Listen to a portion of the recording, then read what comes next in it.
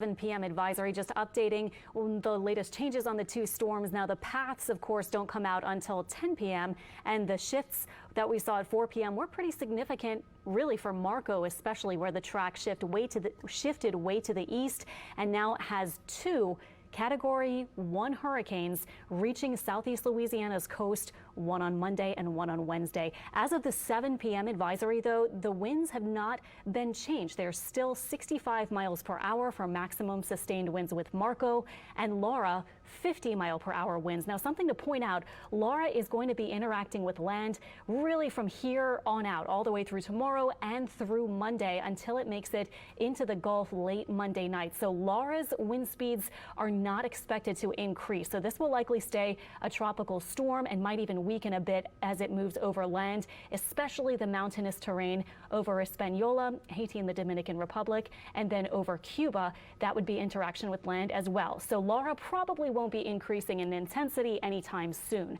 Marco, however, will be moving into warm waters, of course, in the Gulf of Mexico.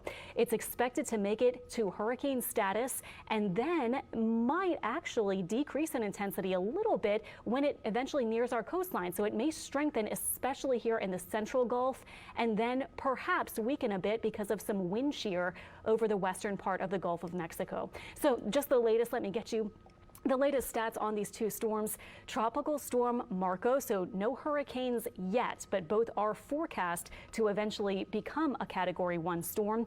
Tropical storm Marco is still moving north-northwest at 13 miles per hour, pressure at 994 millibars.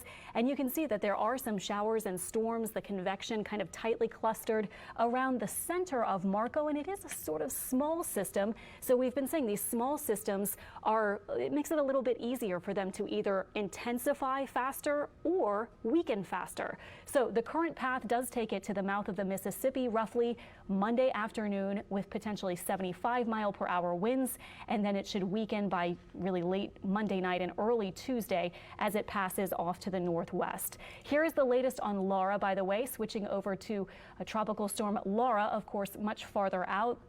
Very close now, just to the east of parts of the Dominican Republic, and winds are at 50 miles per hour. It's moving west fairly quickly, and this one is moving fast, so that is a good thing. It's going to cross over Hispaniola and Cuba Tuesday, very early in the morning or maybe even late Monday night. It will be entering the extreme southeastern Gulf of Mexico, and by this point it might be not very organized. It might not be very strong because of all the land interaction, but then as it moves over the Gulf and eventually makes it toward maybe just west of where potentially Marco could make landfall, it may by then be a Category 1 storm. Right now, the intensity is set at 85 miles per hour for maximum sustained winds when it makes landfall, maybe around Port Fourchon or just to the west of there. By Wednesday afternoon, that could easily be a little bit stronger or a little bit weaker. So we will see. Then this one will get drawn farther to the north with winds maybe of 35 miles per hour by Thursday afternoon. But even by Thursday, we will likely still at least have some rain, although you can see by that point it will be a weakened system, the second of these two systems, and farther to the north of us. So just to kind of give you the big bullet points, and keep in mind these specifics will likely change a little bit at least, but rainfall Monday through Wednesday could be 3 to 8 inches or maybe even a bit more. We will see. But even Marco, if it does have a heavy rain band or two set up in some certain locations, could dump maybe even close to that much in a couple of spots. So the heavy rain is something that you've heard at WWL for days now. Meteorologists have been pointing this out on the Eyewitness News weather team. Our high wind gusts will be a big thing too.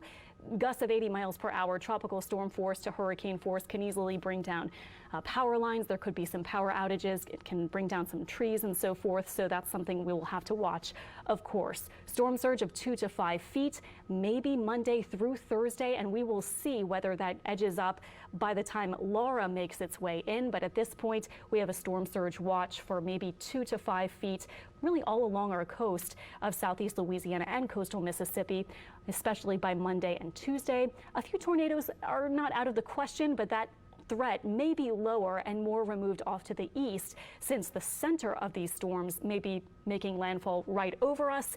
The threat for tornadoes is typically removed a little bit farther away from the center. So we will see, and there will likely still be some changes. So that will do it for now. We will be back at 10 p.m., of course, with the new advisory from the National Hurricane Center. The path forecast will be updated by then. And we will be looking at models and so forth as we get into that kind of evening time frame tonight and into tomorrow, because Marco on Monday and Laura on Wednesday, this is all going to be happening fast, and it's going to be happening pretty quickly, starting late tomorrow night and early Monday morning. So that may be the big thing you're thinking, when is all this really going to start? Probably not until after sunset, or maybe even not till potentially after midnight, really, for the main effects tomorrow night. Mainly on Monday. We may actually have a little bit of a lull Tuesday, and then we will certainly have more effects by Tuesday night and Wednesday, it looks like, as we get Marco and then Laura. So more coming up at 10 p.m. and plenty on social media and at WWLTV.com and on our app.